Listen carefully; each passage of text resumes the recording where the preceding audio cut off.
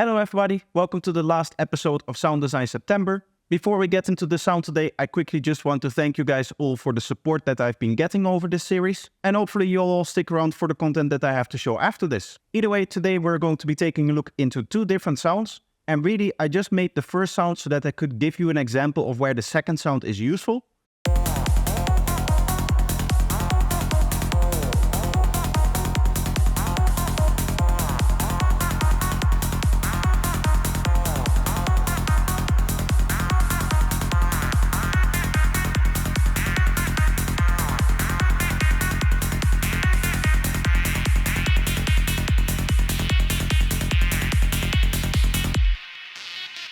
So you can hear that we have a main melody over here. But then we also have this other sound which is really just there to kind of connect everything together. And if I turn this off, you can hear that we're really missing something in this part of the track, if this were a real track.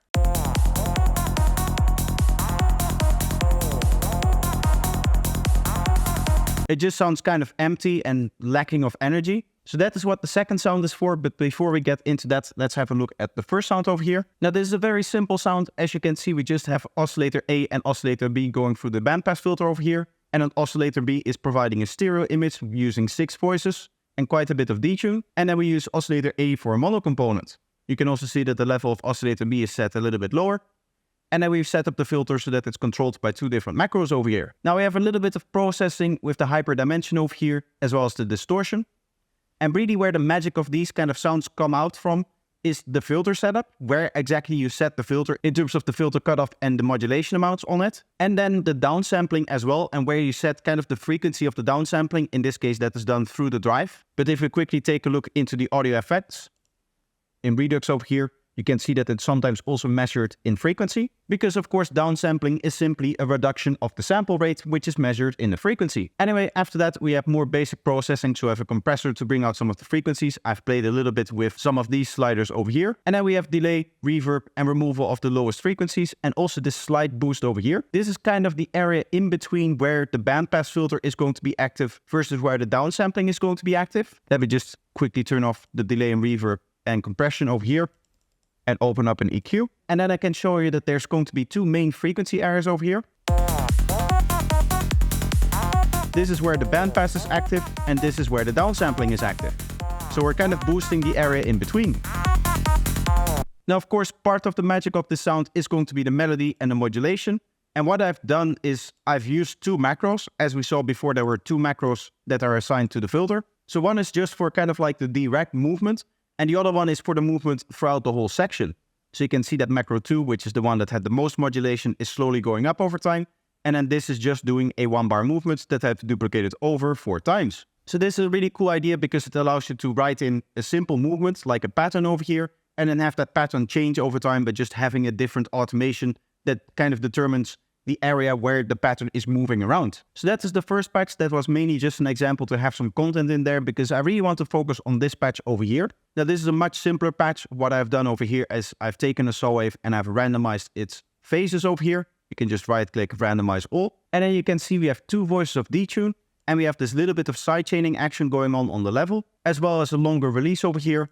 And then we have this modulation, which is happening on the effects, both on this filter over here, as well as this drive. We're also making sure that it gets a little bit of extra interest in the stereo field by using the hyper as well as the dimension. And then we're removing the frequencies that we don't really want, meaning the lower ones. So this really is just like a simple plug.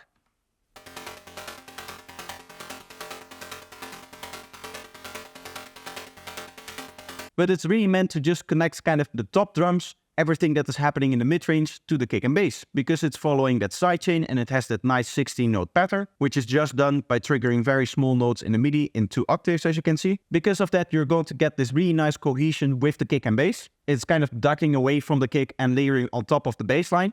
You can imagine that the sidechain like this is roughly what the bass line is doing as well, in that the first note would be lower in volume, and then you have 2 notes that are a little bit higher in volume for that classic rolling bass effect. So these kind of sounds can really just be used to fill up the space and make a part a little bit more energetic. Now really I've heard all kinds of bad advice when it comes to Psytrance production, and one of those is to use white noise to fill up the frequency spectrum. That is sometimes used in other genres. I remember doing that sometimes in dubstep, but I believe it's also happening in future bass and stuff like that, and sometimes also in stuff like progressive house and whatnot, where you have this really big main melody leads that just need a lot of extra brightness or just needs to be filled up so that it sounds actually bigger. There I would say it is a good idea to do that, but when it comes to Psytrance, I really like a little bit more of an attacky, plucky sound that is nicely layering up with the bass line so that it also contributes to the rhythm, or at least to the perceived trance that the bass line is in this case doing, because we just have a rolling bass line here. Now both of these patches are going to be available up on my Patreon page, which is an amazing way to support the channel, but I also want to show you how to make another one, which I'll of course also put on there,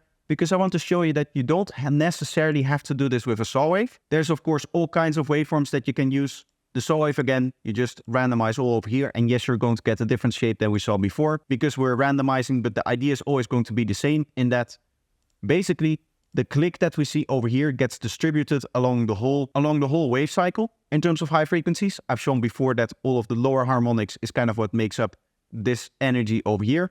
So if you remove everything kind of below those lowest harmonics, you can see that. And therefore all of the highest harmonics tend to clog up over here, which can sometimes be really useful inside of sound design. If we're getting those higher frequencies out of it with some kind of filtering, then you get nice clicks out of that, especially at lower octaves. But in this case, we're looking for a very gritty sound that just has a nice kind of high frequency content throughout the whole wave cycle. Another way that you can of course do that is by using my tones pack. So just browsing through it, you can see that there's high frequency energy, even more than in this waveform, throughout the whole wave cycle over here. Some are a little bit lower, like this one looks very close to this in terms of kind of the overall content that it's going to have. And the cool thing about something like the tones pack is that it isn't actually following the saw wave harmonic series in terms of volumes, but it's still going to give you a nice gritty tone that is going to have plenty of energy wherever you want to. Now, of course, you can also combine these ideas. For example, we could use one of the oscillators to make a stereo effect.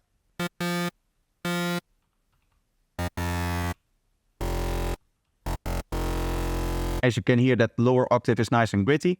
Let's already set a little bit more release so that we get a nice plucky feeling. And now what I want to do is I want to distort this a little bit so that we get a little bit more grittiness here. What can be useful is to make that plucky. Gives us a little bit of extra dynamics, which is useful before going into the multiband compressor.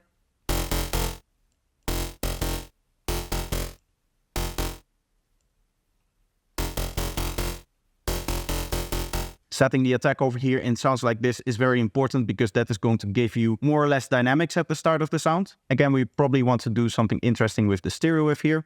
I know we already have set up a detune for that, but we can do some more interesting stuff like this.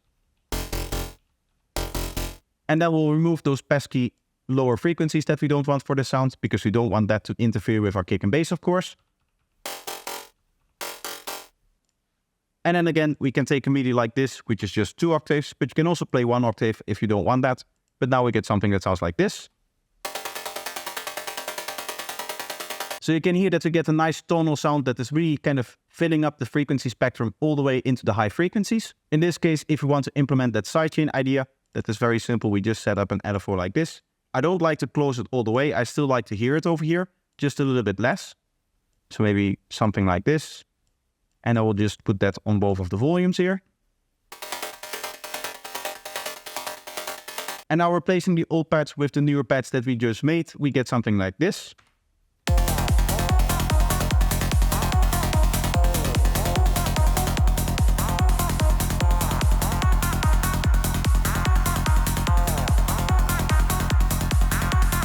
So you can hear we get just a little bit of a different tonality out of that, and that is an interesting way to add a little bit of extra energy to your tracks. So that's going to be it for today. I hope that you enjoyed this one, and I hope that you enjoyed the series as well. Now a little bit after this video is going to be posted, I'm going to post the whole pack of all of the sounds that we made during this series up on my Patreon page as well. So for those that haven't caught up and downloaded every preset in the series, you can just download one big file, and that's going to be all of the presets from the series. Of course, I want to give a massive thank you for everybody that has joined the Patreon, and I hope that you continue to do so as this series gets older, because there's much more content going to come to my Patreon page, including very soon a project file of a full track that I'm currently working on. So that's going to be everything for today. I hope you enjoyed the video. Let me know if you did by leaving a like and making sure that you're subscribed. Another way to support me is by watching some more of my content, so I'll leave 2 videos up on the screen for you to choose from. So just pick one and enjoy, and I hope to see you in the next one. Bye bye.